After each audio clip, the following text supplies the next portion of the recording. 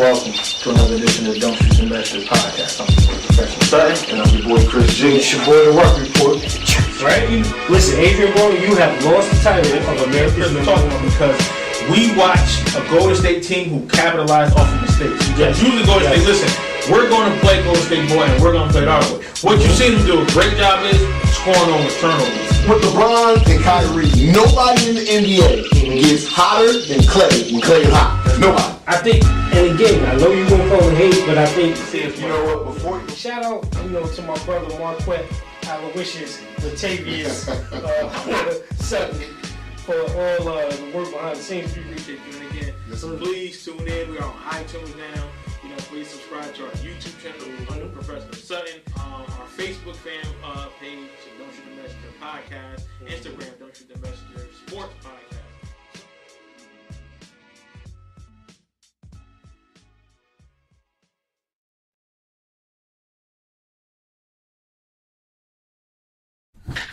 Welcome to another edition of Don't Shoot the Messenger Podcast. I'm your boy Professional Sutton. and I'm your boy Chris G. And it's your boy The Rock Report. So D-Rock, man, Yes. I'm going to let you introduce. Nah. Go ahead, man. Nah, listen. Everybody just needs to welcome to the show. Good friend of the family. Might be family. I don't know. He kind of dark skin. I don't know. Ladies, if y'all watching, he looked like the dude from Girls Trip. A little bit taller.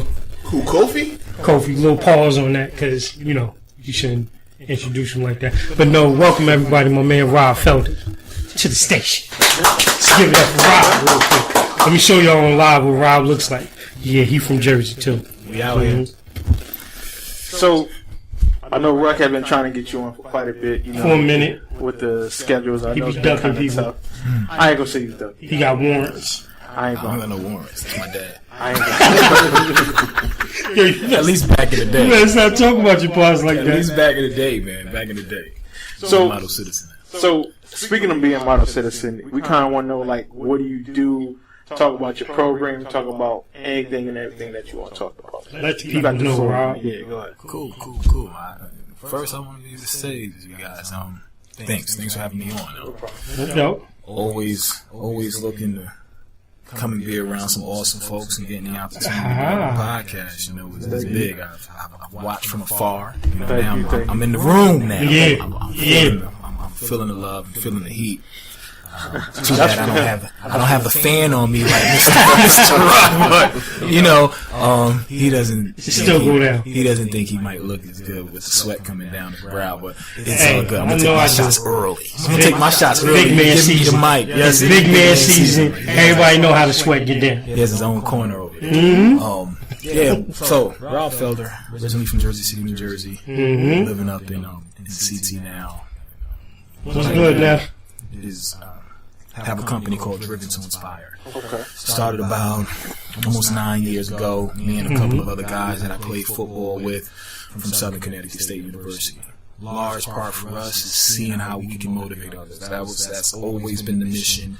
How can we help other individuals overcome obstacles? How do we help them run through, get over, run around, whatever the case may be, but continuing to push forward? And when folks got to take a step back, being able to understand exactly what it is that they're going to be able to do next. So sometimes, for me and other individuals, we didn't have someone there to be able to say, hey, this is what you can do. This is how you can do it. This is how you can be successful. And better yet, when things don't go your way, I'm here to help you.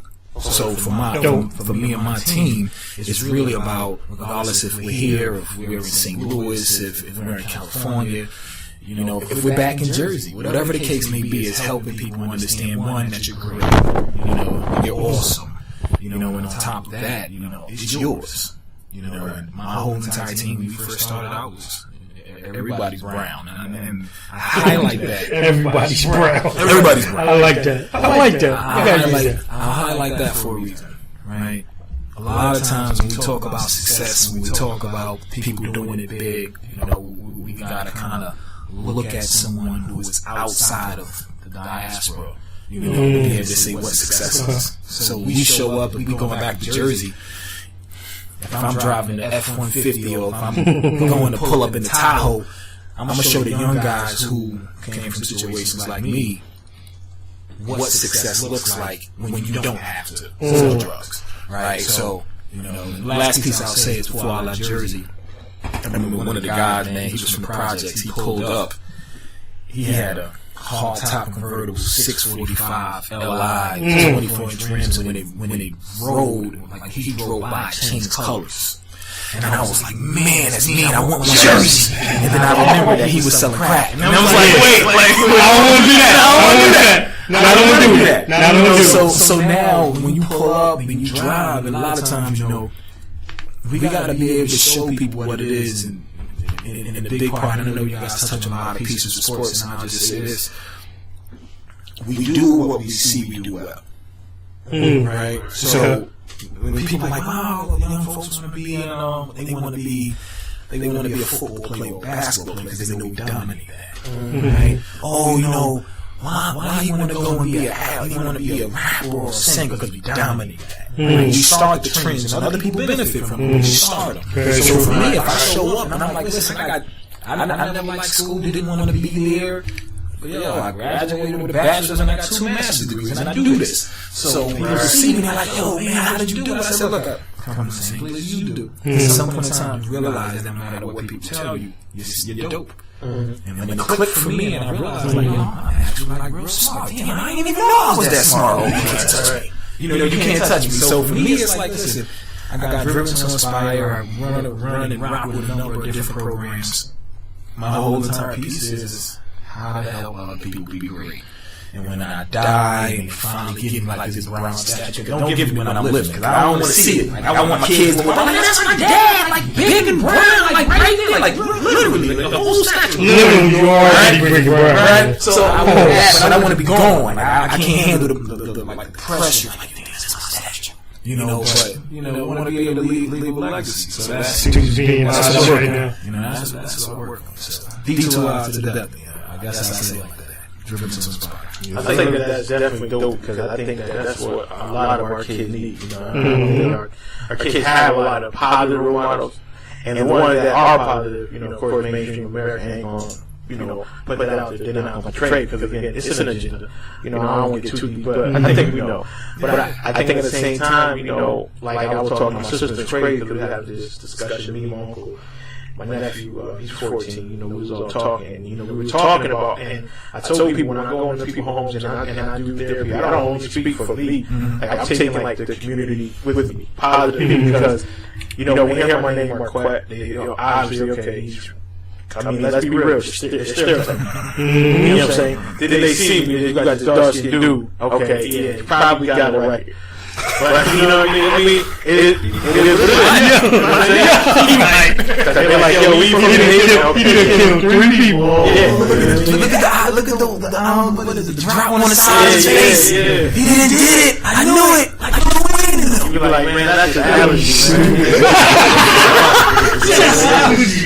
They out here making it look crazy. But, you know, I just, you know, even though people don't want to see it, but I think we all have an obligation. And that's the thing with our community, and we talk about is that a lot of people don't want to have that responsibility, because if something happened, they don't want to be the one to say, oh, well, it wasn't me.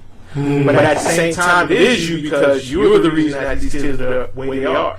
So if you don't take the initiative to try to push, you know, like that's why me and D-Ruck, you know, once Chris get on, you know, that's why we have our mentor, because we're trying to show these kids the positive light, because their light in the DCF system has been Caucasians. And their mother and father probably saying, oh, you being white, you're acting white. Anything that has anything to do with positive is white. But when they see people like us who sound like them, look like them, and we're still positive, they're like, yeah, I could be like that, kind of like you. You know what I mean? So that kind of leads me into like my first question, like, what made you want to start the company? What made you want to create Driven to Inspire? Like, what's the foundation behind that? I actually was at a program called Development to Mental Professionals that's still going on. That's every summer, get the opportunity to mentor and coach young black and brown men from across the state, Southern Connecticut State University. And I was there, and it was run by a guy by the name of Dr. Hogue. He just retired from the Department of Education. Track dude? Track guy? Is it the track guy? No. He's short white guy. He don't run the track. Okay. He's not running the track. But, you know, I'm there, and I just graduated from college. I'm in the room, and he's talking about stuff. I'm like, yo, I didn't learn that. Right? And then I'm in the room, got all these young black brothers, and my job as a mentor in that room for 4 hours, as he talks about something, my job is to break it down. Right? So he has the opportunity to open up the door. He has the opportunity to open the door to start the program. But I got to understand, I have a major role because I'm the person that breaks it down for them. So it goes for 10 weeks, and then it's over. And I was like, yo, we gotta do something else. Right. So I got the opportunity to be on a panel about dropout rates in Connecticut. And as I was talking, I finished had stuff that I was saying about having impact. But people, you gotta have people who look like you so you can understand. So still to go back, this is almost 10 years ago. So after I was done, everybody ran up to me. Right? So this is like the first time. I'm like, yo, what y'all doing? Okay? I got told y'all, yeah, warrants. Yeah, man. You know, I was like, yo, it wasn't me. You know, so then I got folks from Waterbury, I got people who are coming from all the different departments within the state and the different schools throughout the state. And they was like, hey, you know, let us know what you're doing next.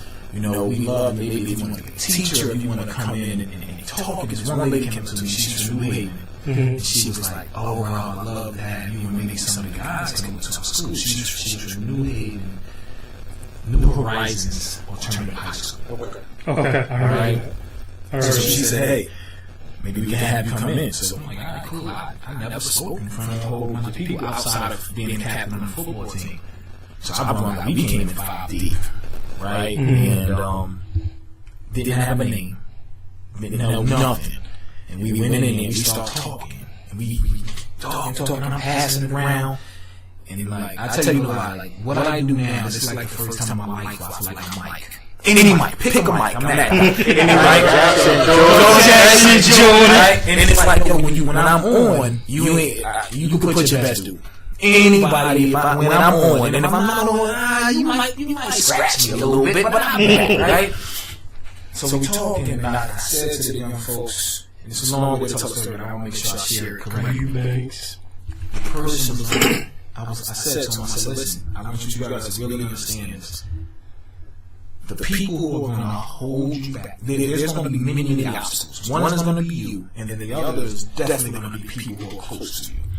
You know, and you got to find a way to deal with yourself, but also being able to deal with the people who are supposed to support you. Sometimes when you think somebody got you, they really don't got you the way you need them to have, right?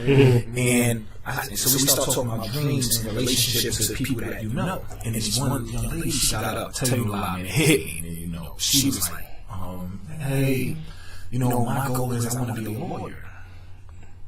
And she started crying.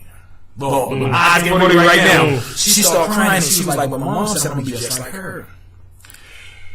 I'm never going to get out the projects. I'm going to have 3 to 4 baby daddies. And I'll never finish school. And she's sharing this in front of the whole room.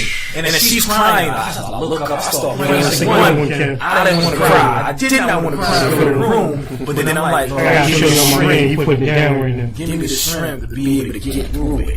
Right? Give me the strength to be able to get through it and help people understand exactly, what she can do. You know, so as I walk her through, I'm like, listen, I'm not going to bash your mother. Because the crazy thing is that as she continued to share, her mother was like her grandmother. So her grandmother had multiple baby daddies, never left the project. So it continued to go. So for them, this is what it was. So I said, I want you to understand this. Your mom, even though she should, she just may not understand how impactful her words are to stopping you from breaking this trend. But I said, I'm going to speak life to you. Because if nobody else will ever tell you that you're great, let me tell you that now. Because greatness is a mindset. It's not like, I gotta go do all these awesome things. Success is a mindset. It's like, hey, you define what success is. Nobody else can define that for you. Who is somebody else to tell you what success is? If you want to be a stay-at-home mom, be the best stay-at-home mom you can be. Right? If you want to be a lawyer, then do what you gotta do to get there. Nobody else can hold you back. So afterwards, people start hugging, and I was like, yo, this is what we're about to do. So started off something called Motivated Others. That was going to be a non-profit, and then I realized I didn't want to write no grants, and I don't like to beg people for money as far as. So I said, hey, I'm going to do the for-profit, and pay me for my service. Right? It is. Money wasn't always coming in. And I started reaching out to a whole bunch of folks like, this is what it is. And I started motivating. Like, listen, this is what we're going to do. If nobody else is going to do it, we'll do it. We'll do it how we do it. And listen, you are as strong as your weakest link. I'm the weakest one. Tell them to come and see. Tell them to come and see. And there's days when I don't show up, but then there's other days when it's like, yo, I got you. So then you get very inspiring. We're here today. And it's been 8-9 years. And we're rocking and we're doing it. And the last piece I'll say, when I got my first check, it was like $250. I was water. I said, oh, I got a check for $250. Not $250,000, $250. I said, yo. Now some of these young cats, they would have bought some LeBrons or something. I said, I got $250. I'm gonna go get business cards now. We don't got no business. We're gonna go get business cards. Then I got somebody gave me $500. And then one day, somebody said, I'm doing the work. I got a check for $5,000, and it's crazy. This is why I can relate to LeBron. This is how I got the chance. Thank you.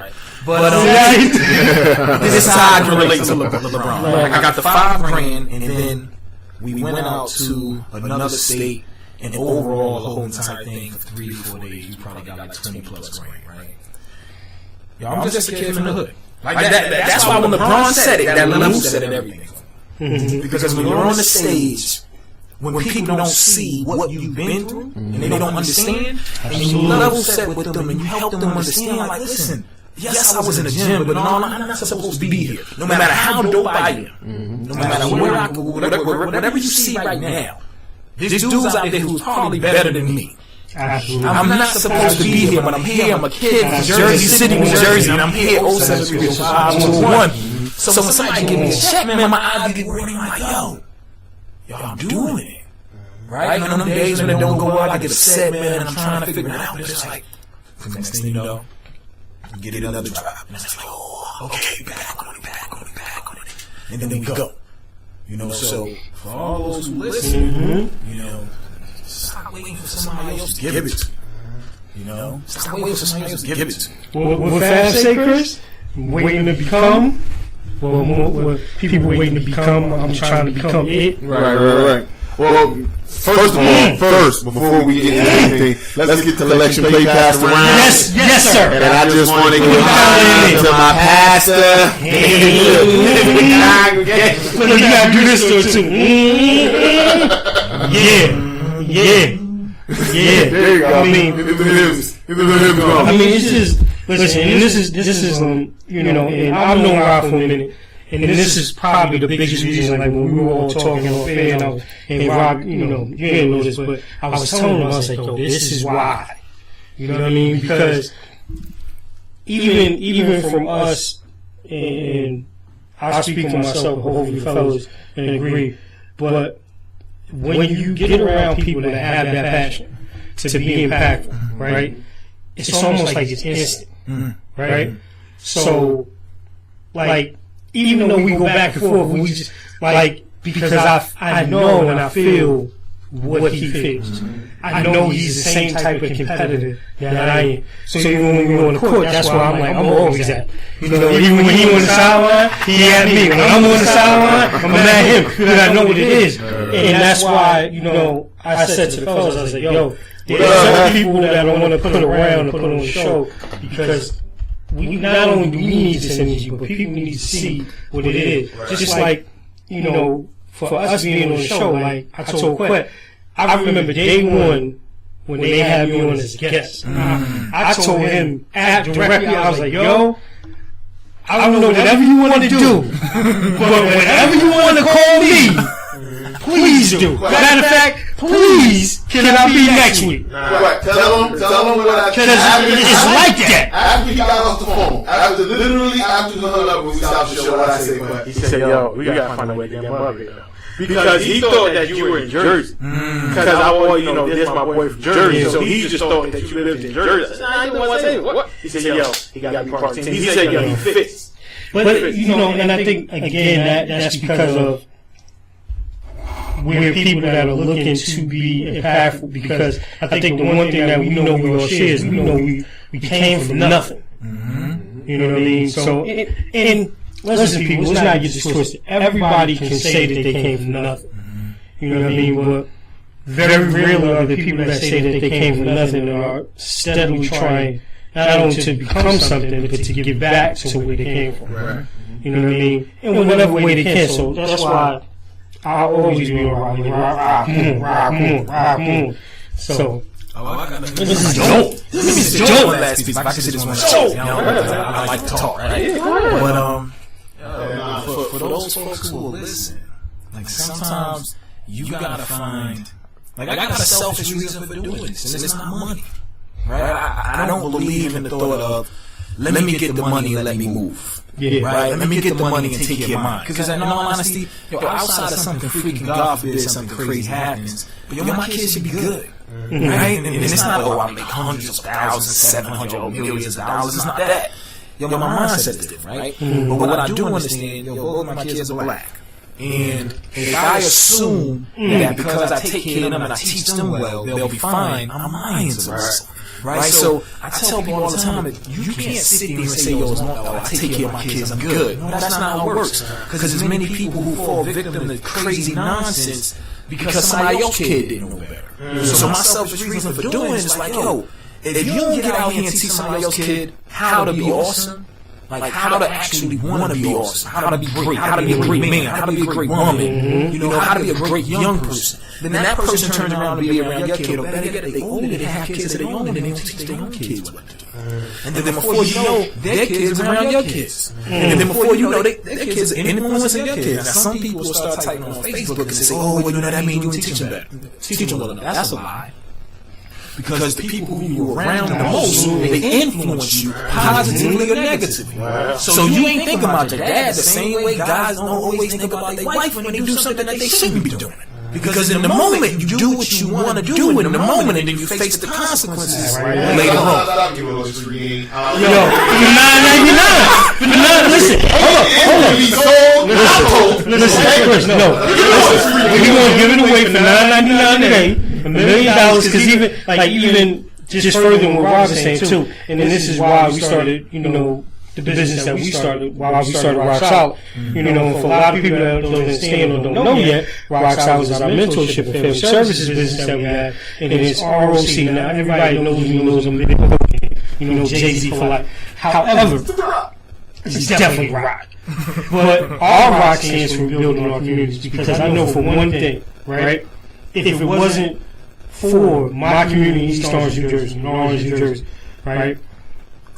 They're the ones that helped me get to where I am.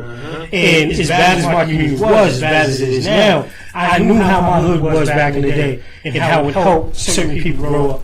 So like Rob said, they gave me a mindset and a blueprint that now we got to influence this, because again, thank God that I've been blessed with a son. We all have kids in the room. The influence has to be much deeper. You know what I'm saying? And my selfish reason for doing this too was I want to be somebody that people remember, for being impactful. You know what I mean? I know my friends are going to remember me for other things, but, I want to be one of those people in the group that you can point to and say, yo, yeah, he was dope. You know what I'm saying? And I also want my son to have something to shoot for too. So it's a great time, in our country to be doing things that are out of the ordinary. You know what I'm saying? So we just encourage everybody, man. Like, get on your grind, man. And when my pastor always told me, if you don't grind, you don't get it. Stop being afraid to fail. Stop being afraid to work. Go get something, man. You know what I'm saying? Stop talking about Jay-Z charging y'all all this money for this concert tickets. But listen, he gave y'all that $9.99. For real. The $1 million. Take heed to that lesson that was out there, baby. Get some. So I'm a Jay-Z fan also. Get some. And I also say this. Wait, quick. Well, it's because of the phone. But it's like, Who phone? that's like, Oh, we buzzing. We got. You know what that means? That means you coming. that's okay. You riding the gears. Something I would also say, Shout out to Chris. we're the biggest criticizers. Yeah. We collect the criticize. Oh, you know, yo, Jay-Z getting all the money. And it's like, well, how many other people for the Prada or the Gatorade or the Starbucks, all these other things they giving it, but then once somebody who look like you, they start getting it, you're like, yo, well, don't y'all realize he just wanted the money? Well, how about this? If he gets the money and he give it back, then what you saying? Okay, perfect segue. So let's ask our first sports question to our guest. So we talked about it last week. We had our views on it. What did you think about Michael Vick's comments about Colin Kaepernick? Nonsense. Why? Because Keep talking, people. what Kaepernick said and the consequences that he's facing has nothing to do with his image, right? How you look as far as what you look like under a helmet has nothing to do with it. And to allow somebody, and this is a crazy thing because we were talking about this before we got on the show today, to give somebody the authority to make you think that because of how you look is the reason I can't rock with you is nonsense. And guess who always opens up that door? Black folks. You always get black folks open up. Oh, well, you know what? I don't think them dudes from rock. You know, I don't think they dress right. They got beards, or and guess what? That'd be Taisha. Taisha say that in the boardroom full of people who don't look like none of y'all. And then next thing you know, they'll come to the meeting and say, you know what? We've been getting some complaints that we don't think you guys look professional enough. They would have never said that. Never said that. Well, said that unless a black person opens up the door and co-signs. So I tell you, better get it right. you won't get me to stand in front of somebody like, yeah, I don't know if that makes sense. And we talking about millions of dollars, put it in that man's pocket. And then I'm gonna be in that man's head like, yo, don't mess this up, bro. There you go. If you need help, you call me. Yes, it is not my job to help you, right? I don't get paid to help you, but you look like me. I'm going to help you because if I help you, you should be able to help somebody else. I'm gonna hold you accountable. Are y'all listening? So if Vic get on TV and you gotta change your image, Vic, you change your image because you had some dudes around you who didn't take the bid for the things that they was doing. We know Vic really wasn't fighting dogs, but that's a different story. He had dudes around him who got caught doing it, and Vic was the person who had to take the rap for it. That's who they wanted. Right? And plus people also gave him, oh yeah, he knew, he was involved with it. No, you cut your braids off because of that. That's why you cut your braids off to try and fit this particular image. I'm growing my hair out because I got to the age now. I'm like, what you gonna tell me? 200 I'm almost 260 pounds. I'm down to 230, and I'm 6'4", and I'm dark skinned.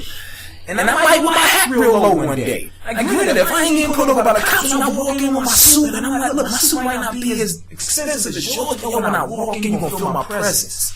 Feel me, bro. Feel me. And if I decide to let my hair go on, feel me when I come in with my hair down to my back. It doesn't matter. I'm changing my name to Django. Right? You should. Call it a day. But guess what? Who gonna say something to you unless one of your brothers or sisters turn around and be like, yo, you know what? Oh, he's a radical.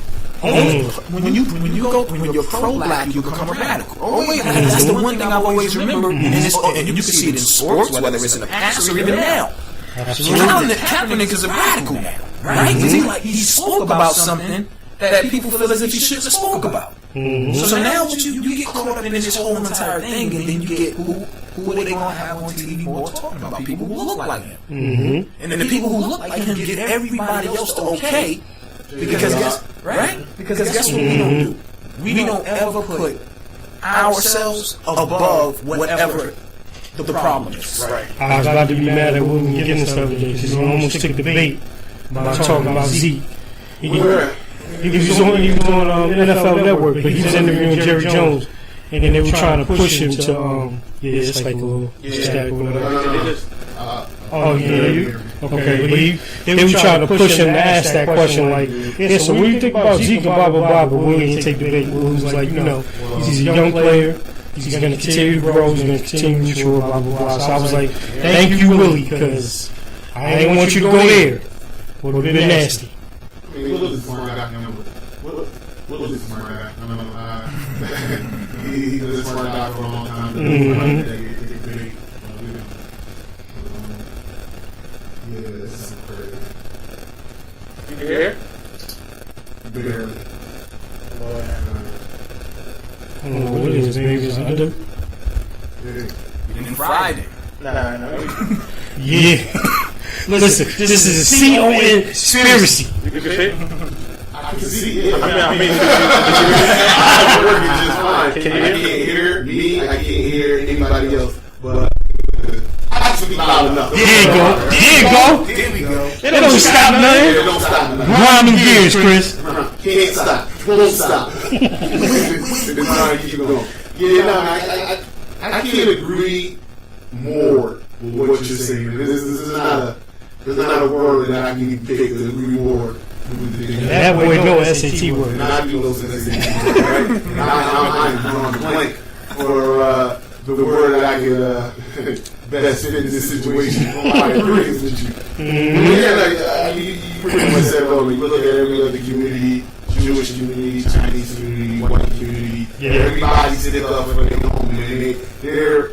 I'll take an example from Game of Thrones. Everybody watched that time. Yeah, I'm on it. Game of Thrones. So if anybody remembers, go back to the first season of Game of Thrones. This is my analogy for that. If anybody remember, when King Robert Baratheon was heading over the Seven Kingdoms, he heard wind of this little blonde-head chick getting this Dothraki army that they were going to come see him. And he's talking to Ned Stark, and he goes, well, listen, Ned Stark goes, listen, man, we got 5 armies.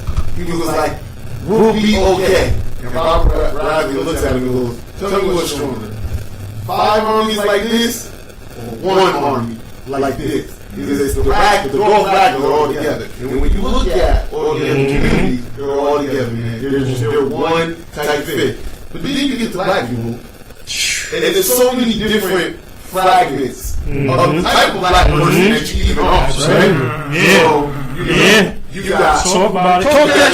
You got the hood black people, aka niggas, right? And for some reason, they're the barometer for how black you are.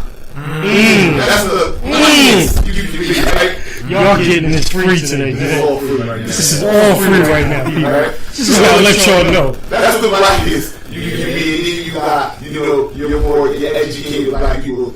People like me, people like us. We work, we from the hood, we can go back and forth. You got your blues, your black people. And then when you got your Oreos. Right? Come on now. I'm just keeping it real. Yo, that's why I love. Negro diamonds, people. That's why I love him. That's why he famous. And it's like, all of us can never get on one page. See, either you too bougie or too highfalutin to converse with the hood black people, which a lot of them, they just want to get out of that situation at the end. And they don't want to be. Nobody. Some do. But everybody got their fragment people that just want to use the system as much as they can. But not everybody.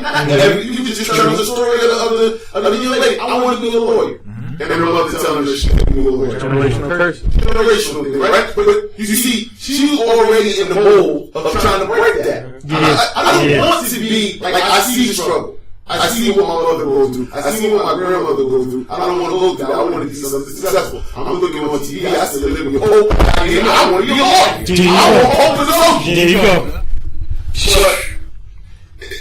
This is so real right now. The disconnect sometimes between black people is mind-boggling that we just can't come together and support us. Like, every time people market all the big companies, and I'm going to just throw out cigarette companies, just for this one, but they market towards us. All the smoke shops in the hood, you always see this, every corner store, the first real sign you see, lottery tickets and cigarettes. There you go. That's what you see. There you go. That's what you see. Black people, as we're $1 billion industry. Black people, just us, and we don't make up that much of the population of the United States of America. But we're the biggest consumers around. Biggest consumer, because you can sell us on the dream. Sure, you can sell us on some dream, on some cools and some lottery. Sell us. Newport. The Newport family got generational wealth just off black people. I don't know white people who smoke Newport, by the way. Slims, Camels, almost. And he said Virginia Slims. Wow. And literally, and again, now even though it's like pun intended but serious, but we talking about, you know, really like living off our backs. You think about picking tobacco. Who did that? You know what I'm saying? So Yes. realizing that, you know, we are a pawn at times. And this is the reason why we call Jason Lacuna #1, because again, he is allowed to say stuff that white America can't say.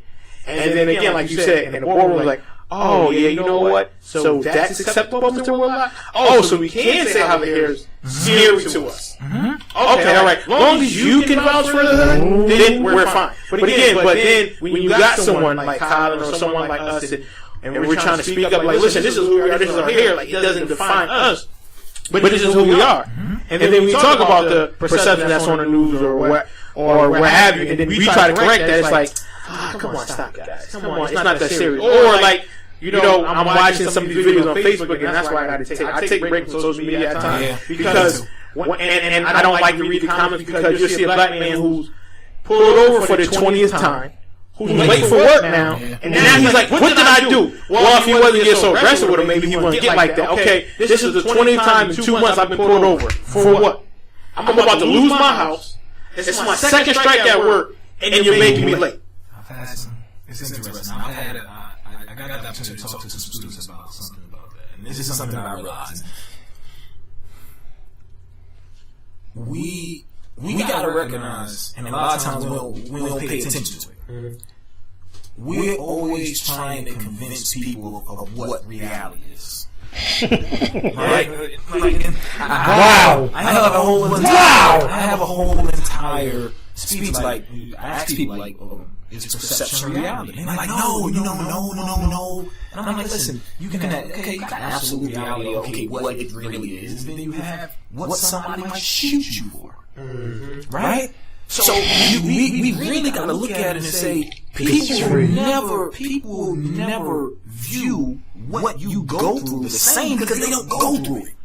When somebody gets shot in the car, I instantly, like, damn, that could have been that. Yeah, of course. Right? So the question is always, who do you feel for first? Right? Because that lets you know what your reality is. So when I looked in the car and I'm looking at my man from Minnesota, I can never pronounce his name. Orlando Castile. I'm like, yo, man, they shot me. I didn't even see the whole video, but I just know he said, hey, I got a gun, I got a license. My man said, don't move. I ain't gonna move. And then, get your license, right? Pop. Logo on the back of the car.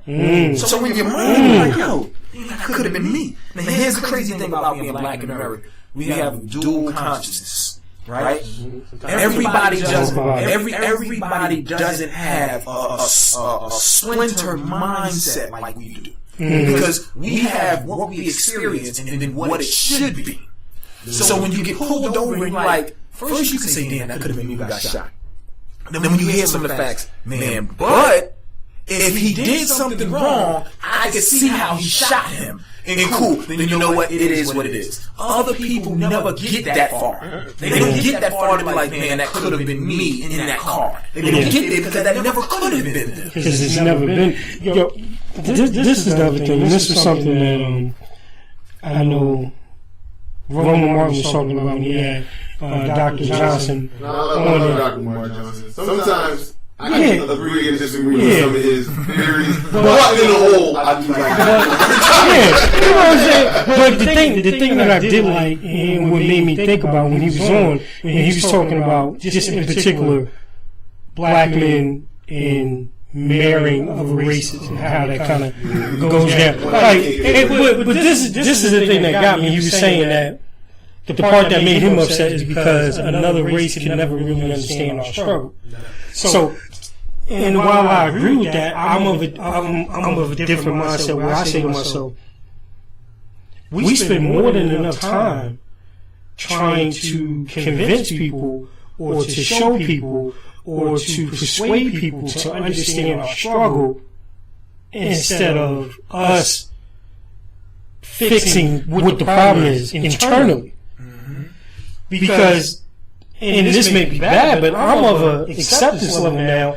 I know ain't nobody else going to understand my struggle. I know that.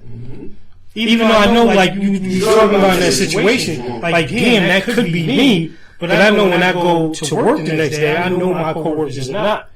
But I know what I am in control of. I'm in control of how you define me as an outside culture looking in at me. Because we can have the Black Lives Matter movement, we can have these marches and stuff like that. And Quet, you said it, which I thought was very poignant when the KKK was down on the green. The whole power in that situation wasn't even in the KKK, it was really with us. Because we are the ones that gave them the right, because we went down in droves to say, oh, y'all can't be here. Even though that they own them. Yeah. That's like everybody down there that shit legal. Yeah, exactly. So you still give money back there, free, whatever you want to call it. But I mean, my thing is, again, I think we just spend so much time trying to persuade people to understand what it is to be black instead of us owning what it is to be black and us fixing what it is to be black for us.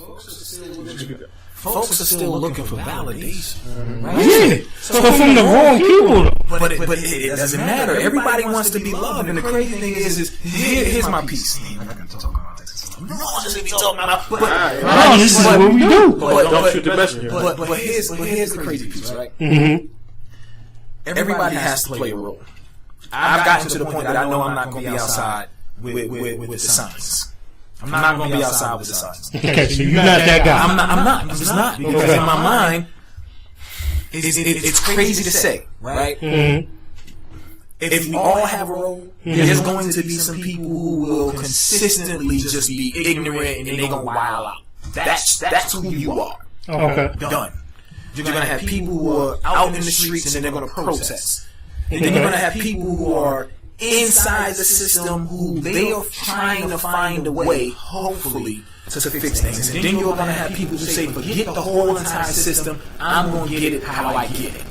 And then call it a day. So for me, we just gotta we gotta be able to respect where people are. Mm-hmm. You know, respect where they are and understand that when we go outside and we protest, and this is, everybody won't agree with this, and it's okay.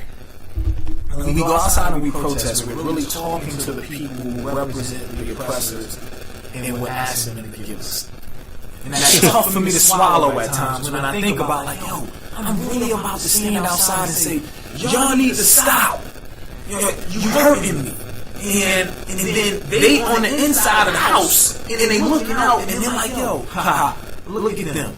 Like, y'all spend mad time trying to tell me that I should do something for you. So here's, I got this piece from Rich Dad Poor Dad, and this is how it relates to the struggle. He says in the book, he says, the young poor kid came to the rich dad and he said, hey, my dad said that I should be getting more, I should be getting paid more to be doing the work that I'm doing with you over the summer. The rich dad said, well, okay, that's what you think? Yes, that's what I believe. And if I don't get more money, then I'm going to take you to the government, and the government's going to, they're going to do something to you. He said, okay, I want to tell you this one thing, and I want you to really understand this. And for those who are listening, I hope you catch this piece, because this is big. He said, if you come to me and you tell me that I have to do something different for your life to be better, who has the power? That's big. And for me, it's like, I'm going to go outside and I have to talk to you. So think about it. We are the one group of people that continuously, regardless if it's in sports, regardless if it's in finances, we fight for everybody. And then everybody benefits. And then when we come back to the table and say something's still wrong, they tell us you crazy. And then 20 years later, they say we're right. We are always steps ahead, and we gotta ask people for something, get it ourselves. And the problem, in the deep problem, y'all might not like this piece, but we taught certain. No, you don't like this piece. We're taught certain things in our spiritual or our religious institutions. Think about how this whole entire thing goes. You can go any one of your grandmothers, any one of your great grandmothers. Money is the root of evil. Because the people who always had the money didn't look like us. So that did represent evil. But now we realize if we want to do anything, we need cash. when I first started off with Driven to Inspire, I was like, yo, it's for the impact. And then I got there and I was like, yo, but if I can't make no money, if I can't feed my kids, if I can't donate nothing to anybody else, how much impact can I make? Right? So that's a different mindset than saying, yo, you know what, I'm gonna work full time, and then in my spare time, I'm gonna try and find a way to do something with the kids. But if I can't, if I get tired, then you know, it just won't happen that day. We do too much asking other people to give us free. Give us free. Let me ask you. Yeah. Still doing that. Let me ask you something, because I'm so on board with everything you're saying, right? And we can get into the religious aspect on a different day, because there are some, Dr. Umar Johnson brings up some good points about, I don't even get it. We ain't got that. The next show. Part 2. But something that, as you're talking about power. So everybody here knows I love politics. It's the best reality. Since Donald Trump got president, Yes. it's the best reality TV. Let me tell you something. Hip hop wise and all of them, they don't got shit on politics. I'm telling you right now, it's the most drama you've ever seen. Anyway, so I'm watching I don't know how up to date you guys are, but I'm watching the CNN reveal Obamacare. Vote trying to get pushed into Republicans trying to push it. Everybody doesn't know. You need to know more about politics than protesting, but I'll get into that another day. I'm watching that. Republicans control the House and the Senate. The bill already got pushed past the House. They did a whole bunch of different types of votes that I just don't have the time to get into what they mean. They did a whole bunch of types of votes to get to the point that they were at. Yes, a couple days ago. Friday night. Friday early morning. And Republicans have the majority. All Republicans are in agreement. The bill goes through. No problem. All Republicans weren't in agreement. And that, again, that was the different story. But the key of what I'm about to say was, as I looked at the House, the Senate, all Senate, there's 100 senators. Two for every state. Two for every state. Two for every state, I believe. Not one black person on a bill that mainly affects black people. This is Obama healthcare. I got my things about Obamacare. I won't get into my beliefs on that, but as I'm looking at this vote that's taking place, that is majority going to affect poor, underclass people. Mainly black people in America. And you got not one representative for you in that vote. In that vote, there were women, there were Asian people. I could not find one black. I'm looking, I'm going, Nope. Not a drop. Spanish, Mexican, white, women could not find one black senator. Not one. Now, maybe they were hiding. When it was that many white people, maybe somebody slipped through the cracks. If somebody knows, please call up and let me know. If you know a black senator, you don't even got a person. We don't even got one of ours on the inside. Even when you go back to Obama administration, Cory Booker isn't the same anymore. He might be a representative. If you're a representative, Maxine Waters, everybody knows her. And there's a few black representatives that I'm talking about. Senate. The Senate.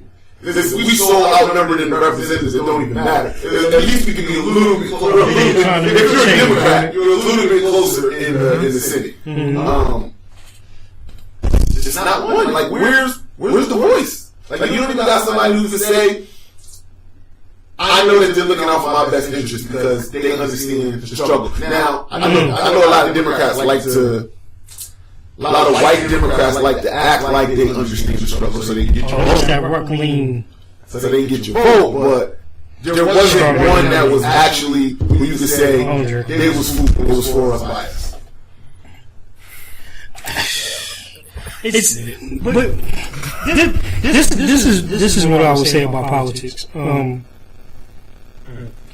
I don't think that that's going to be an area that we can touch again like we did when Obama was in office for years. I don't need Obama in the office. It's not even a fact. It's not even a fact, Chris. I'm just talking about more. They need to be more in everyday thing. Obama was like that's the top. No, and that's in essence what I'm getting to, because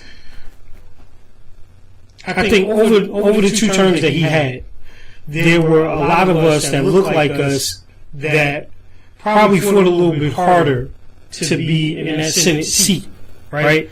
Now, and I think it's the wrong mindset for our culture to have, is now that we have had Trump in office, we've seen this whole reality show kick off, we ultimately, which I think is the worst thing that we always do, but it's a trait that we have. Every time something doesn't go right for us, we can go hands off.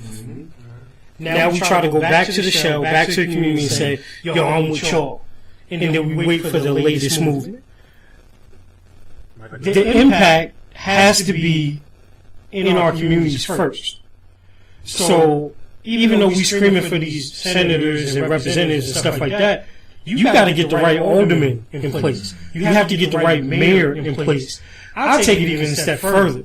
And this is, again, why I always start with everything starts in your own house. You got to get the right parents in place.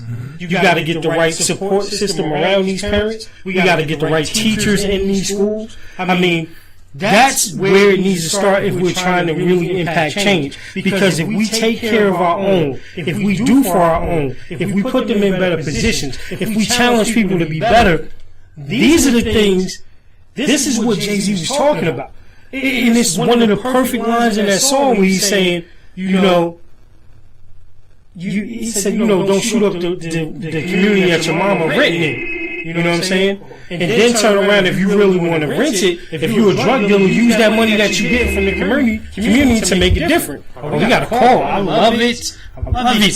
Thank you for tuning into the Don't Shoot the Messenger show. Who this? State your name, gangster.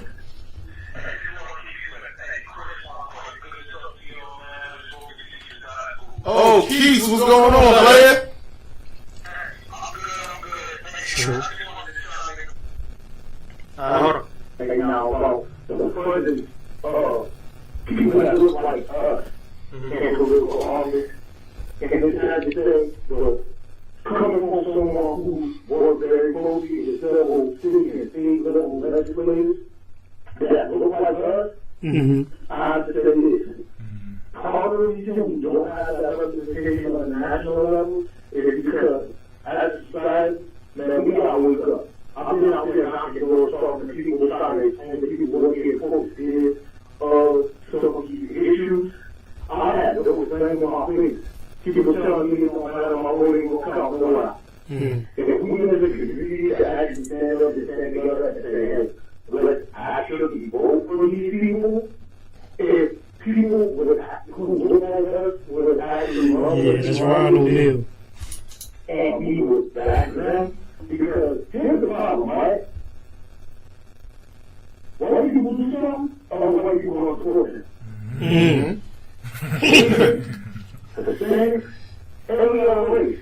I'm talking about Africans. They do something, other Africans, other people in the country are not supporting it. As a young African American man, I can honestly say we are the only group of people that don't back each other. There you go. Brother. Never. Keith. Yes, sir. I've seen it firsthand. Yeah, man. I work with White and Porter, who campaign I work on, not just my election, but also re-election. I work with Gabriel Winfield when he transitioned from state representative to state senator on his campaign. And I can honestly say that at the level of disrespect that a young black man gets going door to door in black communities It's to crazy. educate black people about black politicians is appalling.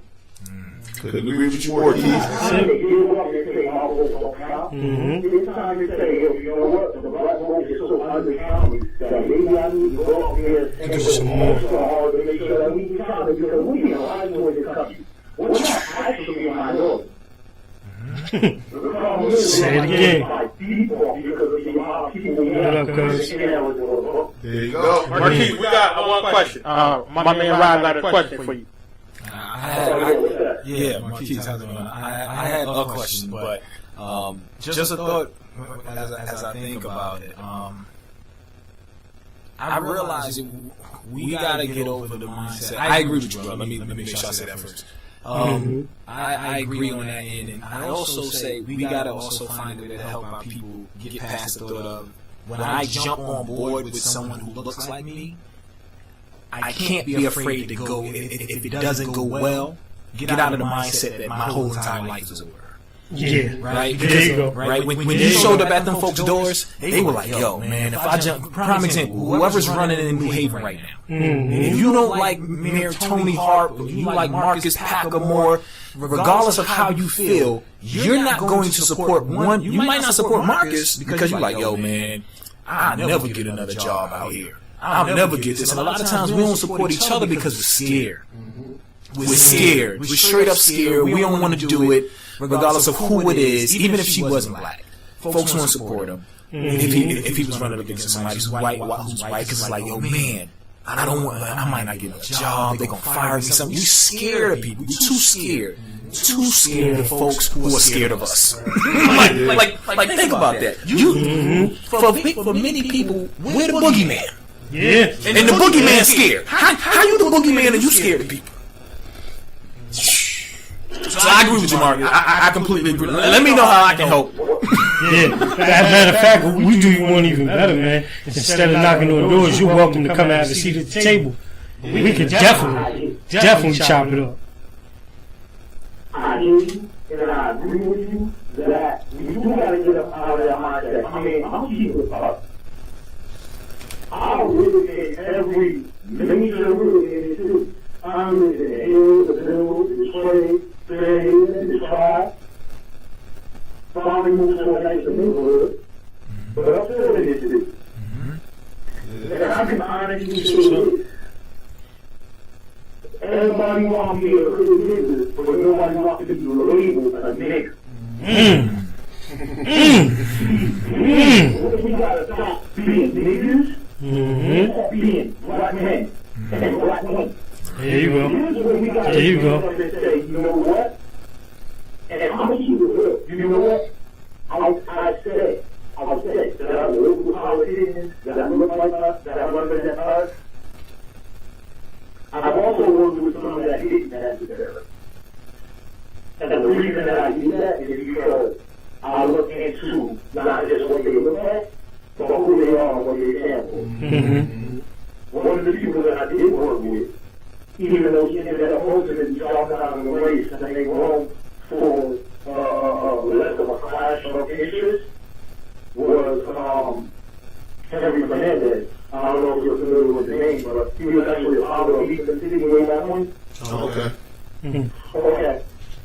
He, after he got more signatures than anybody else on his petition, he dropped out to make sure that somebody that represented at least something similar to his belief had a fair chance because he didn't want to switch that vote.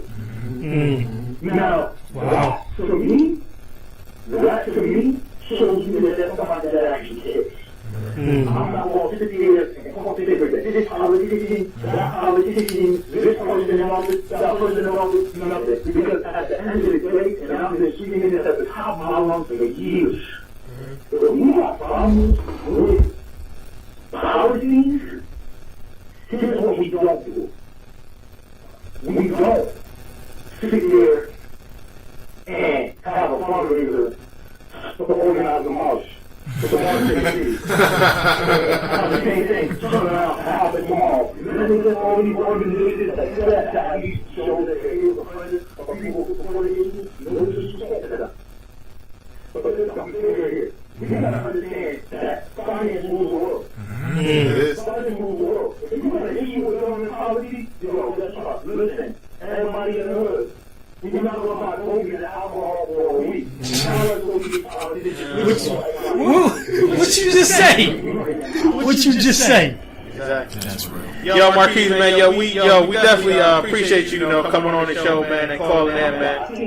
I'm sorry. This is a free game that I'm using a free app, man. I'm trying to make it in the world. That's what's wrong with black people today. They always trying to You know what? Well, appreciate you, man, for calling in, man. We're going to holler at you soon, brother. Yo, Keith, we gonna have you up here soon, man.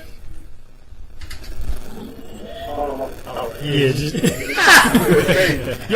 and just for another thing too. Yo, you know, we just having some technical difficulties. I got we got you though.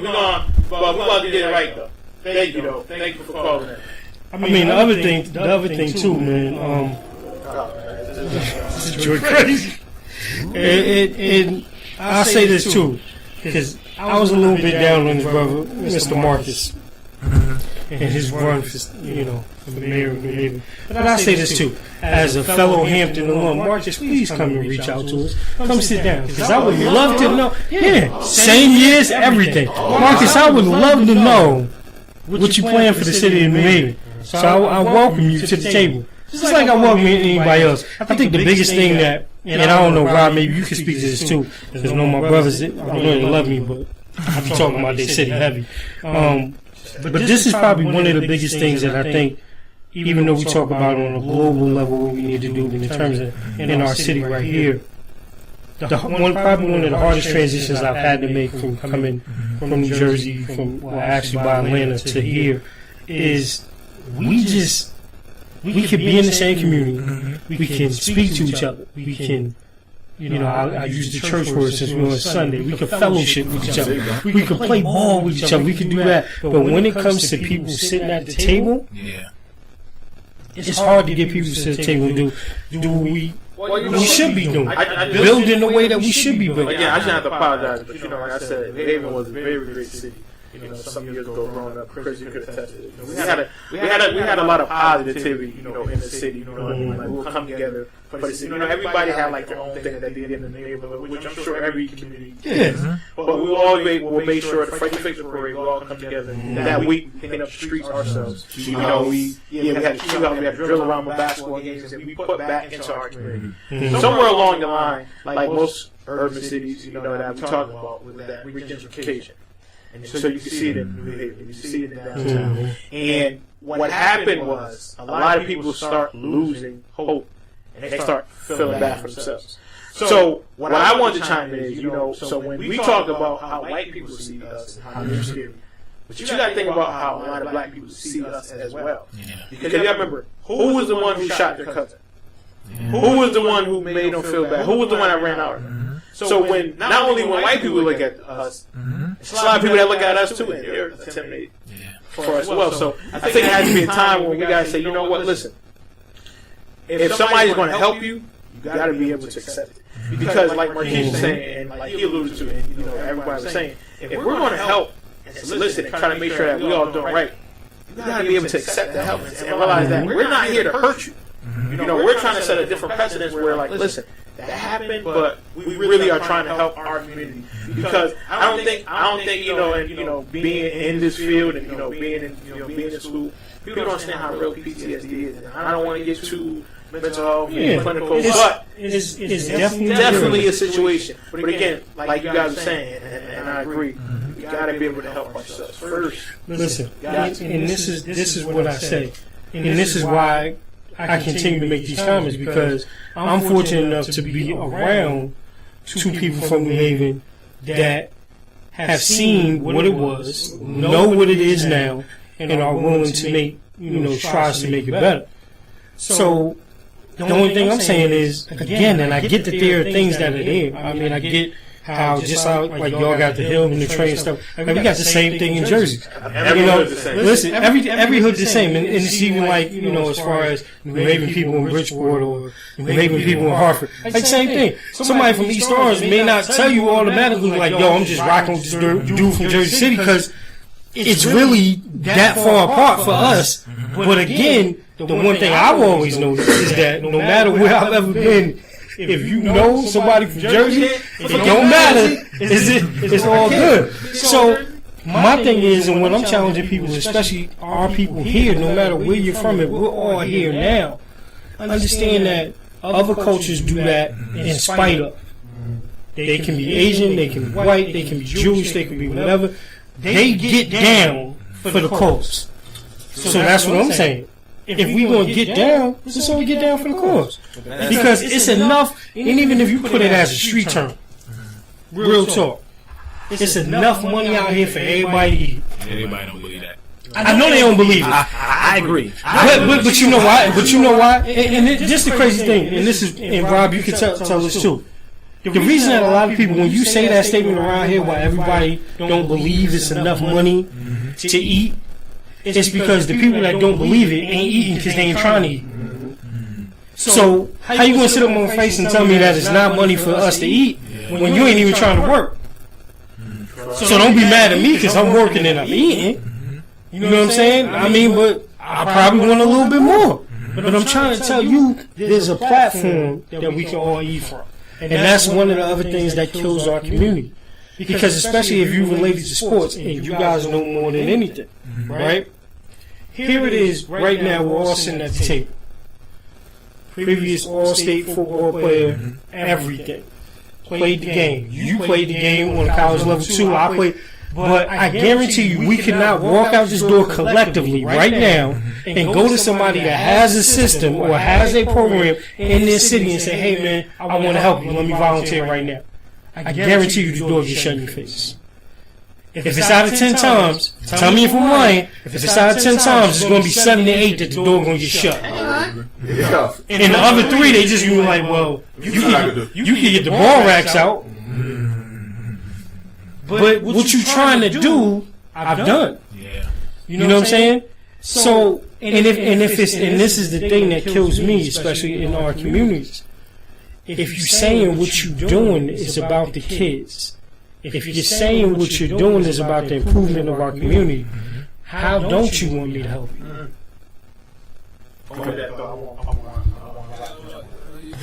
Because you want your statue now. Think about it. In the beginning, I told you, I said, I don't want my statue now. Let my kids watch the statue. Oh, the big brown bronze statue. And I only want this for my grandkids.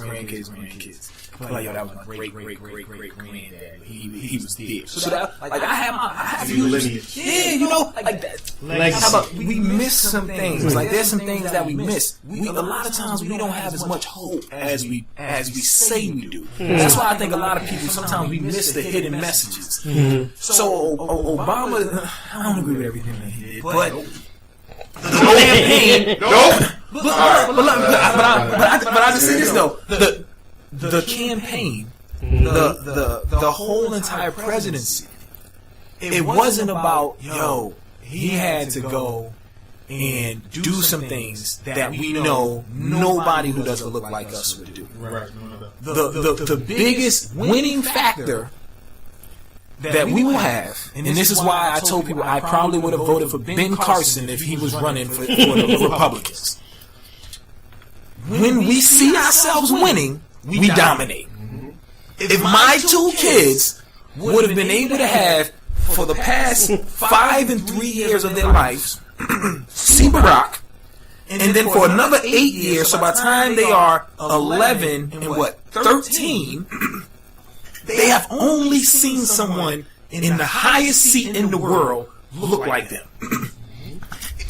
That's it. That's it. That's real. It works in our favor to have some, and that's the piece that we miss at all points in time. Yeah. When you say hope, I was like, yo, I don't know if Obama really going in was like to tell people, yo, we need to go into politics. When he got in, my wife, her mother, she was crying. They from Jamaica, right? I walked down, I was like, yo, he got in. Instantly started crying. It wasn't like I was a slave. I wasn't here for the civil rights movement. Instantly, the ancestors touched my soul and was like, yo, we doing something. Yo, because you couldn't believe it. It was just like, yo, I knew he had a chance, but I just thought they was going to take it from him. Like, you never...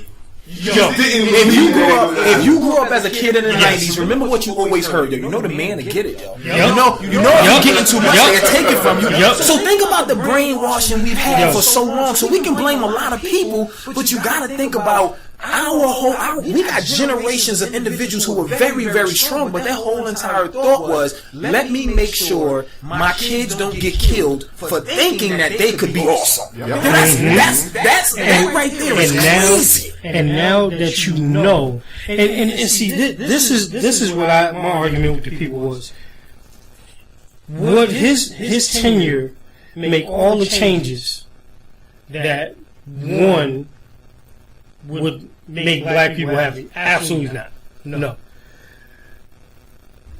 Him just achieving that office, him running the campaign that he did, and even the fact, not even the bills that were passed, but the way he presented himself in his 2 terms is everything that we could have asked for in a nutshell. Just like I tell people all the time, you know, we slander Bill Cosby for all the trials and tribulations that he's going through right now. But I dare you to find one black household that not only watched that show, but didn't try to pattern their family life, their family structure after. And you're talking about something that was on primetime TV that the world couldn't deny, no matter your culture. So, and that's what I'm saying. For our people, like, listen, just like there was a comedian that was on Jessica Larry, she was talking about this whole thing. She had a whole rant where she was talking about how people was on her for not supporting black businesses. And this is the thing that we have to understand. Not only do people want their statue, they just want, just in general. And I think that was the worst thing that we did to Barack during his time, where nothing was ever good enough. It's like, no, you really got to do us more. Yo, but I got y'all refund checks and I got the gas down.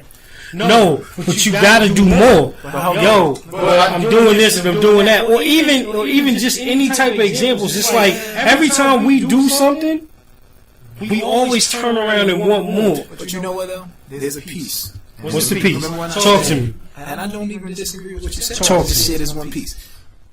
There's a piece that we lack, that we always talk about, that other people have. And it's called privilege. Right? And I'll just say this. Shout out to Charlamagne.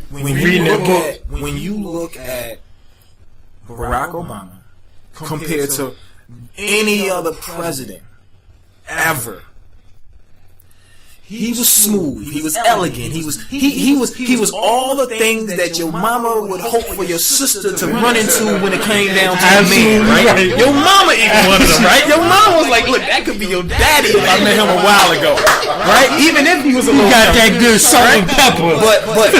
But here's the difference, and this is the crazy thing. Even when you think about Trump isn't crazy. You can say he's crazy, but Trump is privileged. So here's the difference between him and Barack and all the rest of the presidents. When you don't, even though Barack comes from, he grew up in a majority white, wherever else in Hawaii, and then he went to Chicago to more or less find himself. If you read either The Audacity of Hope or My Father, something. Yeah. So he goes to Chicago to find himself, to understand more about himself. But even though he came from being more or less around white individuals, he still didn't feel privileged. Trump in office right now, like, yo, listen, I might not have the biggest thing, but yo, I'm the man. That's the difference between us and everybody else. Because when we show up and we walk in, you could be 6'9", and you know what you do, like, man, I don't know if I can be 6'9" today. Like, everybody gonna look at me, you know, I'm kind of saying, I don't know if I really want to do that. You're supposed to walk up in there. He's fighting for stuff that he wants to fight for because he can. People say they're upset at Obama because Obama did the same thing that we've always done after slavery. We always fighting for everybody else. We take on the largest issues, or since it's Sunday, we put the largest yoke on our back and we carry it. So guess what we do? Healthcare in America will forever be different, and over the next probably 5 to 10 years, it will be better because of what Obama and the Democrats did. But guess what he also did? He sacrificed all the different things that he could have done for healthcare. Hit that share button, people, man. Yeah. He sacrificed all the different things that your mama and everybody, like, yo, Ray and them and John and them probably didn't have to go to jail at the first. He was like, let me take all the low-hanging fruit. But guess what he did? He took on the issues of Americans, like, yo, you know what? We've always wanted health care for the Democratic Party. So guess what we always do? We put people which isn't wrong, right? We put everybody else's wants. So what did he say? He got up there, he was like, Teddy Roosevelt and all the Democratic Party. Not Teddy Roosevelt. Oh my goodness. Teddy Kennedy. Teddy Kennedy and all these folks, they've been fighting for 40 years. Your folks been fighting for stuff for 2, 3, 4, 500 years. And what we get up there and do, and we say, yo, you guys, the Democratic Party, y'all help me get in. I'm going to give you a handshake back. And I'm going to rock with you. And I'm going to do this. And they hated him for it. And here's the crazy thing. I'll say this last piece. And this is the thing that, and I know you said something about how blacks were scared of each other, but this is one thing I do understand. The reason that people treat us a certain way is because in their mind, if they were us, they would be kicking ass. Just process that real quick. If they were us, they'd be kicking ass because they like, yo, there's no way you be doing this to me. So I tell people all the time, I say, look, we celebrate Martin and we don't celebrate Malcolm. Malcolm represents more of the U.S. than Martin. The U.S. shall never show up to your door and say we peaceful when you smack them. If you blow up something in America, it's God forbid your generations of generations of generations. It will sound like the Old Testament. Your generations of generations shall go down. Malcolm X said, yo, if they smack you, you smack them back. When they came up to Malcolm X, they said, yo, what do you think about people saying that you preach hate? Yo, and the dude is so smooth, man. If you watch the video, he was like, listen. He said, oh, that's interesting. Real sharp. He was like, it's interesting that the people who hang and they shoot and they beat down and they tar people and they burn down houses are the people that say, I speak hate. They do hate. They do it. That's the difference. That's what when you think about America, they're like, listen, you do anything to us, we will kill everybody. We will cut arms off of babies, anything. And that's just if you do it. They'll do it even when it comes down to money. No, what they do now is, they can't do that outrightly sometimes. When they say, we'll make sure that you fired. Now you're like, I gotta keep my money together. I don't want to go against Massa and hey man, you need to chill out, man.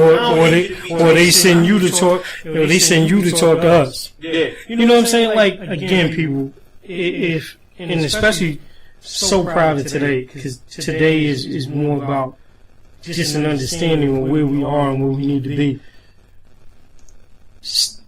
What I want to see is from us, stop thinking you made it just because you got a piece, right?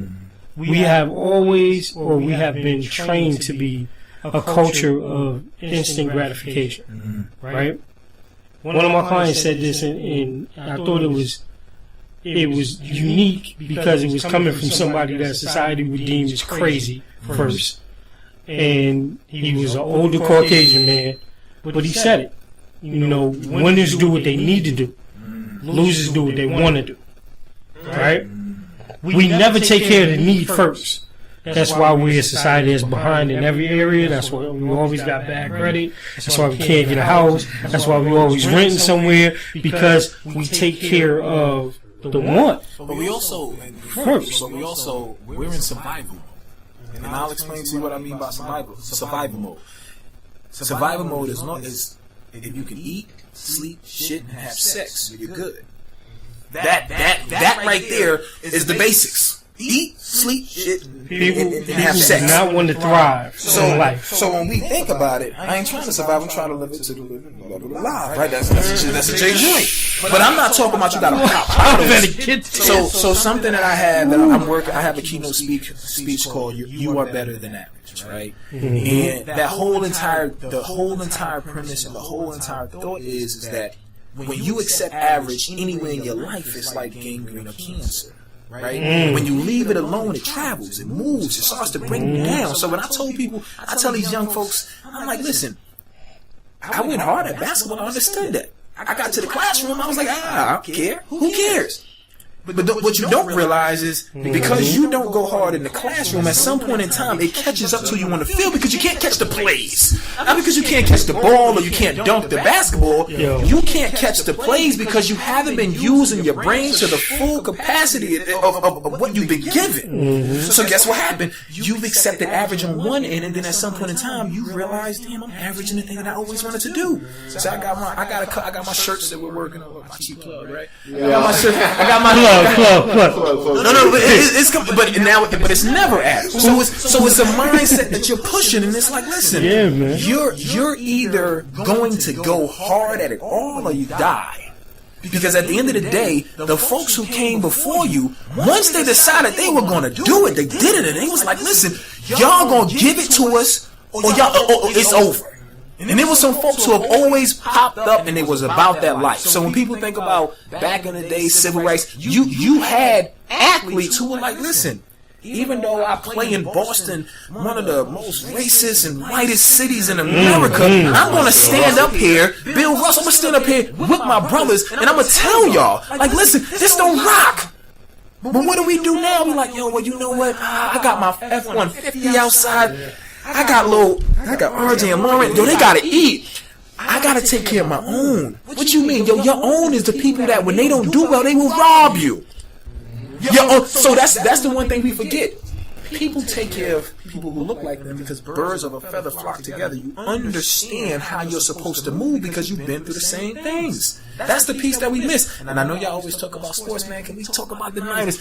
I'm a 49ers fan. Oh! But let me tell you this. Listen, it hurts me though. It hurts me because you haven't heard this. No, but you haven't. Chris is like. But you haven't heard this though. You haven't heard this. Yo, I've been a 49ers fan as long as I can remember. I think like my dad likes all the New York teams. I think he may have made me like the Giants when I was real small, and like at the age of 2, I caught wind of what it should be. Right? So I've been a 49ers fan as long as I can remember. Even when we were horrible, like every man that I got, I only played with that team. Brian Young, Marquez, Pope, Merton Hanks. Like, this was the squad as we were playing, right? And now, I tell, like, over the past 3 years, because of bad decisions, GM-wise and owner-wise and everything else, and even the Super Bowl, I felt like Harbaugh, he made the wrong play not putting Randy Moss in, the greatest jump ball player ever in the game, and you put Mark Crabtree in, and I got that piece. Now I've gone through bad decisions to thinking that we could possibly win a couple of Super Bowls. Yo, we stopped the Packers from winning. They could have won 2 out. They could have won 2 to 3 times. I'm dead serious. People talk about. I'm saying that because I'm a Packers fan. You know that Packers fan. We stopped. I am telling you right now, not just the defense, but the 2. Clay Matthews and AJ Hawk could not, no matter even if they spied on him, they couldn't do anything with Kaepernick, right? Or Frank Gore. Couldn't do nothing with him, right? So I've been through that piece. We stopped, like, people talk about this whole entire piece about Kaepernick and everything else. I am not watching football. I run through it because I'm like, I really want these brothers to get this money. I want them to get this money, so I don't really want to tell people not to watch it. But then I'm thinking, like, yo, they got money already, and I'm like, I don't want to give my time, but I also understand that they're trying to have me have create another mindset for what football should be. You go out there, you get beat up, you bruised up, and regardless of what happens to you when you get off the field, leave that there. Like that. Picture somebody tell you how to think and how to move in your life because you work for them. And I tell students when I talk to them, I'm like, listen, the most valuable thing that you have is not the money, it's the time. And we've been brainwashed. They're like, oh, you know what? Well, if they paying me, how much money can someone give you to equal the time that you give up that you can't get back? You give any quarterback, you give any basketball player, whatever the case may be, a $200 million contract or a $70 million contract in football. Cool. When that person is done, can't walk, brain is mush, you will continue to make your money. They will never get that time back. And for me to sit here and be like, oh, you know what? I'm going to watch it. I'm going to give them my time. I'm going to watch the football games. And I'm like, yo, y'all not making the good decisions. That made it very easy for me in the beginning. And then the way you handle my boy, and I'm like, listen, Y'all ain't put the people around him. Y'all don't like him in the league. Y'all trying to come up with all these excuses. We understand. Your base of people who come to the games are saying, yo, we don't like this.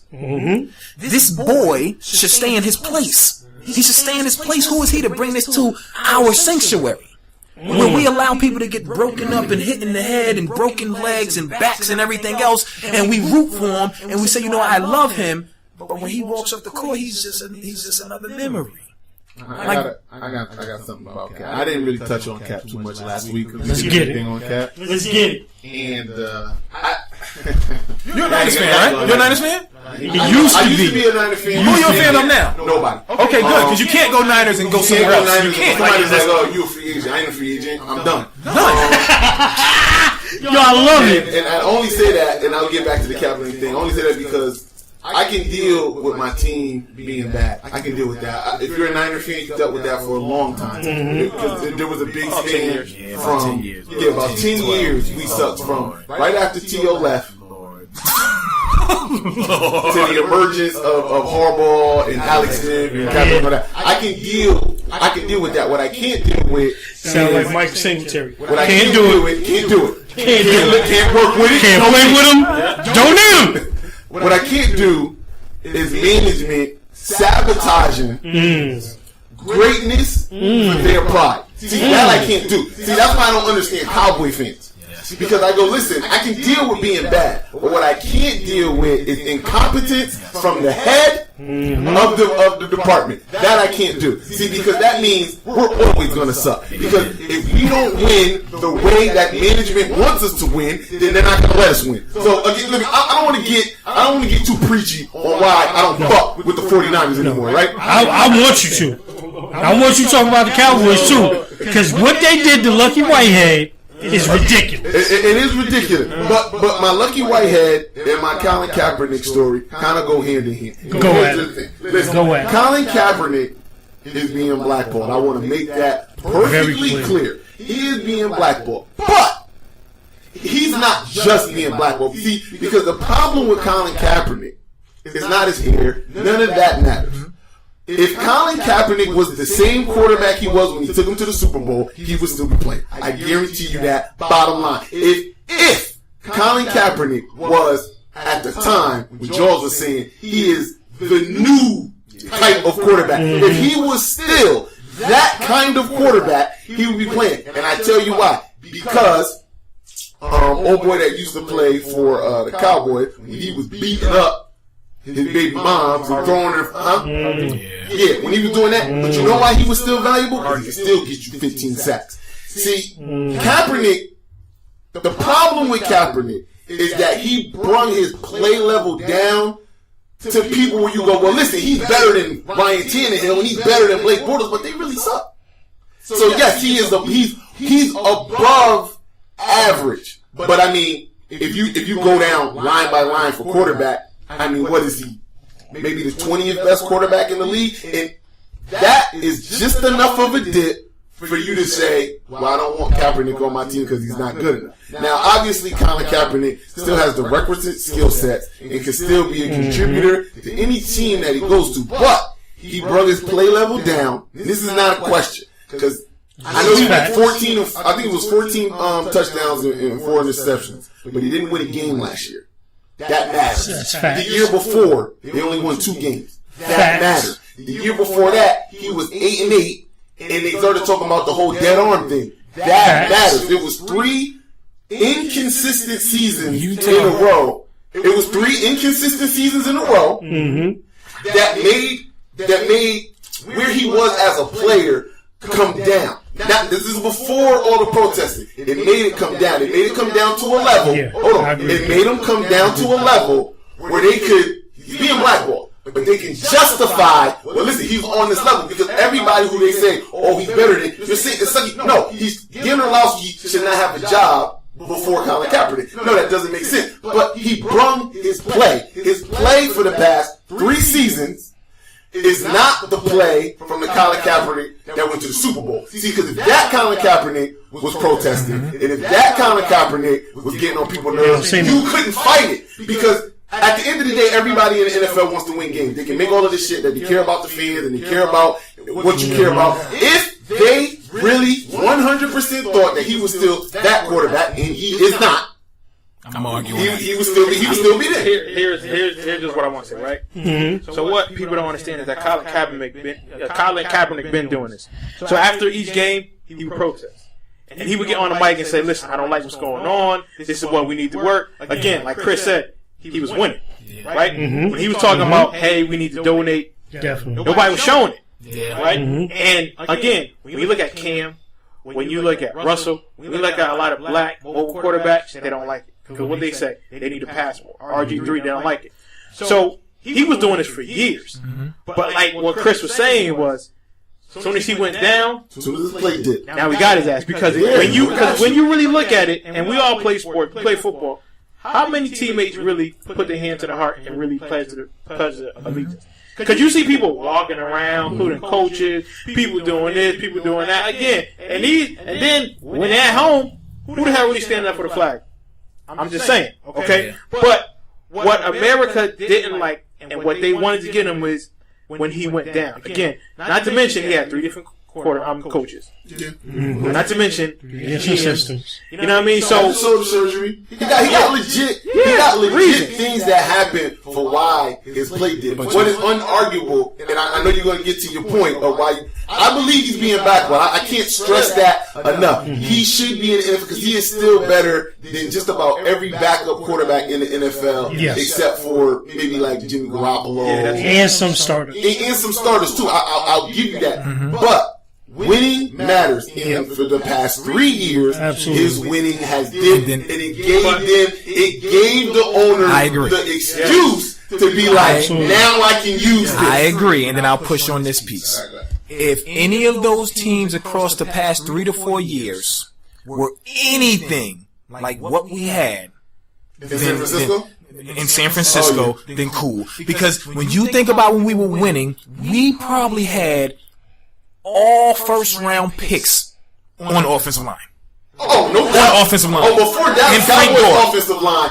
The Niners offensive line was the best line in the NFL. There's no doubt about that. So when we think about it, in all honesty, outside of what we experienced, what we continue to experience with the Seattle Seahawks, right? Because they were just a different animal somehow, because we should have won before that. And then what we ran into when we ran in against Baltimore, I don't know what in the world happened in the Super Bowl there, right? But we had some crazy stuff that happened. But outside of that, we had a team that really didn't have a number one wide receiver that really did it. We only counted on Vernon Davis in the playoffs, where in the playoffs when he played, when we threw him the ball, he get 200 yards a game. But we don't do that during the season. Well, Vernon Davis got jets like a receiver.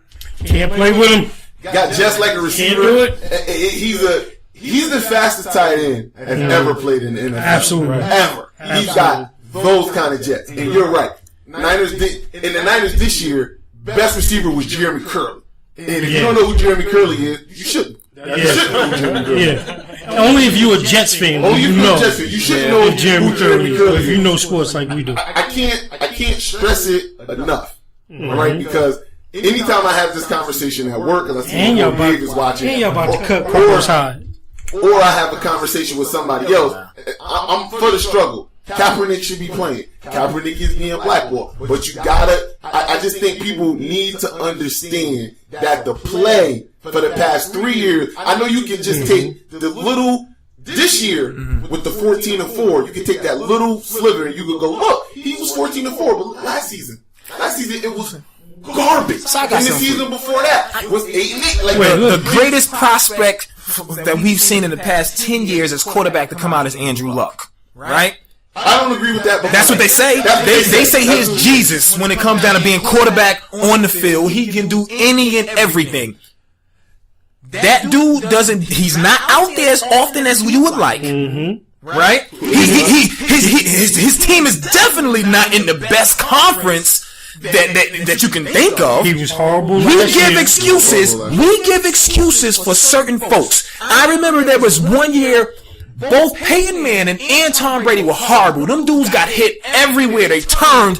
hurt and everything, and people like, well, you know what? It's just a line. It's crazy when it come down to the dudes who look like us. When it don't go well, people like, well, you know what? They don't throw well. They don't do this, and it's like, what, man? We give excuses for everybody else. Andrew Luck, show me he can make the throws, but you gotta win. You still gotta win. The reason y'all don't have 3 Super Bowls in the past 10 years is Kaepernick. Defense was nice. Absolutely. Kaepernick stopped probably the best quarterback who's been playing for the past 10 years. I will agree. Aaron Rodgers, when people was like, oh, he's the best dude smoking, that dude Kaepernick got out there with the braids on his head, and he worked y'all. Hold on 1 second. We gonna argue that. I'm not gonna argue that. That's true. Listen, that's facts. I hate to make excuses for Andrew Luck because I just don't personally like Andrew Luck. Right? A little bit of luck, Chris. I don't like Andrew Luck. I'm not a fan of Andrew Luck. Last year, I'm waiting for the excuse. Last year was a down year for Andrew Luck, but you also got to remember. See, I'm giving you a 3-year run of Kaepernick's downwards. I don't want to say downward spiral, but his play going down for the past 3 years. 8-8. 2 wins, 0 wins. That's his last 3 years. That's his last 3 years. Is any of the teams that Kaepernick, when you compare the teams, 49ers to the Colts, and then you think about the conference, just put all that into play. AFC North is a joke, right? Or no, not AFC North. What are they? South. South? In the South. They don't put it. What is it? Tampa Bay? No. It's we talking about AFC. Colts, Texans, Jaguars. Yeah. So it's all South. So AFC South. AFC South is a joke. It's always been a joke. When Peyton Manning was there, he won it every year because it was a joke because they had no competition. See? It's just like it's just like AFC North is a joke. It's just like AFC North. AFC East. Yeah. AFC East is a joke. Yeah, you can win 8 straight games and you're guaranteed to get home field and you cheat. I want to make that very clear. Let's put that out. And you cheat. Is a joke. AFC in general is a joke. Other than the AFC, other than Steelers, Baltimore, Cincinnati, because they fight. They fight. But everybody else in the AFC, they're kind of, the Raiders are coming. Listen, I want to get into that. Go. Let me stay on task here. You can say the past 3 years, if you compare the Colts and the Niners, right? The Colts, last year was a down year. Other 2 years, they made the playoffs, and the year before that, they made the AFC championship game against the Deflategate. Yeah. Deflategate. That was against. In the year for the Deflategate, where was the Niners at? Because you said Niners. 8. That's 4. That's 3. 8-8. You said, sound like you said 4 years. Last 3 years. I'm just comparing last 3 years. Last 3 years for the Colts. Last 3 years for the Niners. AFC Colts. AFC championship game. Playoffs. We missed the playoffs this year. Niners 8-8. 3 wins. 2 wins. And Cap got 0 of the 2 wins last week here. I'm just saying if you want to compare. Now, to be fair, there's always been the black plight for quarterbacks in the NFL ain't never going nowhere. Ain't never going. So he 120% Kaepernick got the black plight of a quarterback against him.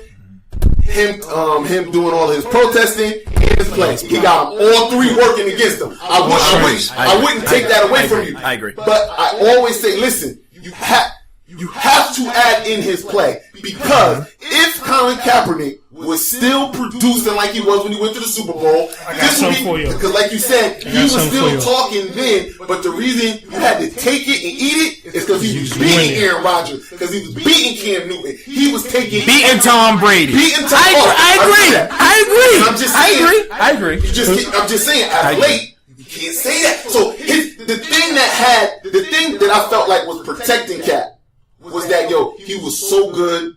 Do whatever he wants. It's in any sport. Dennis Rodman can do whatever the fuck he wants until he's not producing. Like he's not in the league no more. And you can say, well, he's still better than a lot of guys. You go, yeah, but when I add everything together, I don't want to do it. Now it's not right. Yeah. It's not right for the other team to do that because there's no universe where Dan Orlowski has a job, even bagging groceries, over Colin Kaepernick. It don't, and I don't give a fuck if he's the pride of Sheldon. It don't matter. Dan Orlowski, His claim to fame in NFL is running out the back of the end zone. He should never have a job. Mark Sanchez claim to fame is a butt fumble. He should never have a job.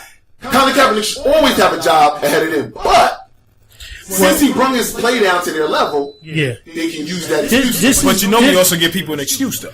No. Listen, football is, for many people, football is bigger than the cause. Listen. I'm not watching, even though it hurts me. I don't want to take money out the brother's pocket, but I'm like, yo, y'all not gonna sit here and act like, well, you know what? That's not stuff that he should be talking about as a starting quarterback. Yo, cats outside getting shot. Like, I don't think everybody understand. We can all go outside and get in the car right now. I'm not talking about us. They understand. No, they don't. No, they don't. They don't care. They can never understand. Let me tell you why. And this is what kind of backs up what Chris said. You can look across the entire league, right? Talk about the entire. Now, I go back to his point about Andrew. Andrew was always going to get more benefit of the doubt is because he's supposed to be the next coming. Now, people that watch like we do, we understand that the road to the AFC Championship that he got to, he was, not only was he a lot easier, but he was horrible. The great comeback that he had against the Chiefs, right? But not only was it a Chief meltdown, but people don't talk about the 3 interceptions that he threw in the first half. Oh, it was hard. Right? Hard. You look across the league, every quarterback that is not African American gets the benefit of the doubt. Ryan Tannehill. I don't care. The benefit of the doubt. Ryan Tannehill, Tom Brady for as great as he's supposed to be. Matty Ice for as great as he was supposed to be. Somebody get me some milk. Right? My peanut butter get thick in my throat. Carson Palmer for as great as he was supposed to be. Right? Blake Bortles. You can go down the line. Right? But any of the black quarterbacks, you have to survive. Listen, one of the greatest quarterbacks in NFL history that nobody talks about is Warren Moon. They always downplay the numbers. Yeah, but he this and he that. Well, he had that in Canada and blah, blah, blah. But didn't Doug Foley play in Canada too? Okay. Didn't Kurt Warner play in the damn Arena League where it's like half the field? Right. Not Arena League. You thinking about Tommy Maddox. No, Kurt Warner. Kurt Warner did too. He did in Arena League. Yeah, he did. Iowa. And he about to go. Wasn't he bagging groceries before that? And he about to go get a gold jacket. Right? He not deserved. We disrespect the legacy and what the prototype quarterback is in the NFL now by not even talking about Randall Cunningham. Yep. Right? Say what you want, but Jeff Blake in Cincinnati and when he got to New Orleans was Drew Brees before Drew Brees. Don't forget about Aaron McNair. Right? Don't forget about Aaron McNair. We don't talk about Aaron McNair. We don't talk about Cordell Stewart. Listen, we don't talk about Slash, right?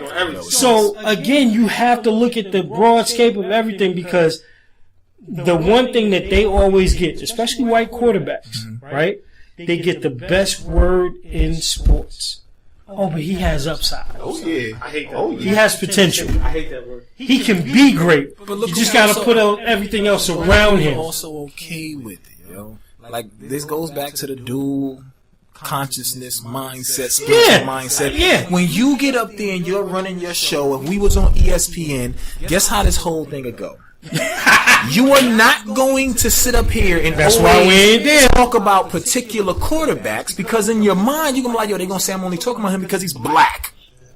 That's why certain people don't get hired at certain companies because if the head of HR who's doing the hiring is black and you were the best candidate, all of us were the best candidates. And they had 4 positions. She is not going to hire all 4 of us because in her mind she's gonna say, yo, they're gonna say I only hired them because they were black. She might not hire 2 because they're gonna be like, well, that's half of what I had to fill. So it changes up the dynamic of the whole entire game because go ahead. Let me throw this on you. You know how sometimes they get over that? Or how they like to talk about how they don't like black quarterbacks when they use other words? I'm going to give you an example right here. Colin Cowherd.